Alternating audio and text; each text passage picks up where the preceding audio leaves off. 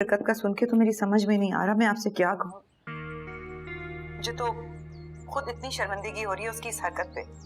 पता नहीं मैं अगर वहां होती तो आपसे कैसे नजरें मिला पाती। आप अंदाजा नहीं कर सकती कि महा किस तकलीफ से गुजर रही है और फखर भी। हमारे घर तो उस रात जैसे कयामत ही आ गई है। ईमान को मैं ऐसा नहीं समझती थी, तो मुझे बड़ी डिसेंट और वैल्यू वाली लड़की लगती थी। और उसने जब अहमद के हवाले से उस वक्त बात की थी तो उस वक्त भी मैं, नजमा आप प्लीज मुझे कुछ वक्त दें, मैं अहमद से बात करूंगी, बल्कि मैं उसे डांटूंगी कि उसने कैसे ऐसी घटिया हरकत की है। आप अपने बेटे को जो भी कह लो, लेकिन अब तो हम ये सोचने लगे कि पहले किसका रिश्ता खत्म होगा, महा का या फखर का, क्योंकि अब तो। नजमा प्लीज जल्दबाजी में कोई ऐसा स्टेप मत उठाइएगा कि बाद में हमें पछताना पड़े। मेरी 2 दिन के बाद की फ्लाइट है।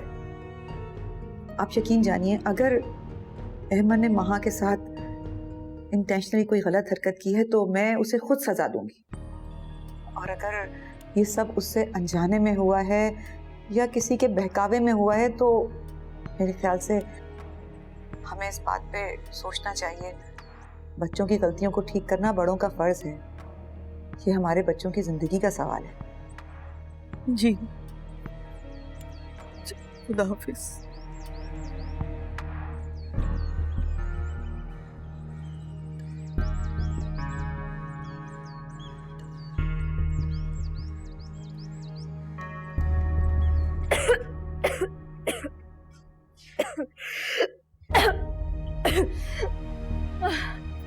हाय हाय। तौबा ईमान, अरे शादी के बाद तुम सारे काम ही भूल गई हो। पूरे घर में मसाले की बू फैल गई है। अब भाभी मेरी तबीयत बहुत ज्यादा खराब हो रही है।